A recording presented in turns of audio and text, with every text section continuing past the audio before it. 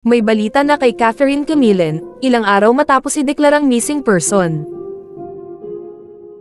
Nangako ang Philippine National Police Calabarzon sa pamilya ng nawawalang beauty queen na si Catherine Camillen, na makakauwi ng ligtas ang dalaga.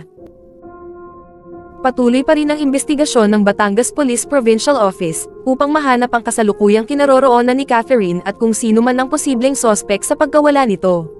Ayon kay PB General Lucas, inatasan na niya ang kanyang mga tauhan na mas paigtingin pa ang operasyon sa paghahanap kay Catherine, na naging kandidata sa Miss Grand Philippines 2023, kung saan nakalaban niya ang aktres na si Herlane Budol.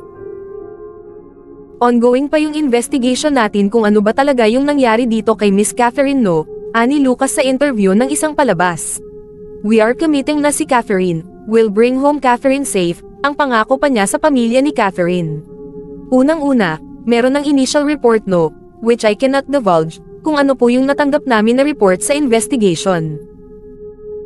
We are very confident na itong si Miss Catherine, buhay pa, aniya. Dagdag pang update ni Lucas, kagabi meron na silang lead kung saan yung huling napuntahan at nakita itong si Catherine, aside dun sa mall dyan sa Batangas. At itong CCTV napakalaking bagay, tulong sa investigasyon na ginagawa natin, sabi pa ng PNP official. Inulit ni Chin Camillen, kapatid ni Catherine, ang kanyang malalim na pagmamahal sa nawawalang beauty queen sa isang Facebook post.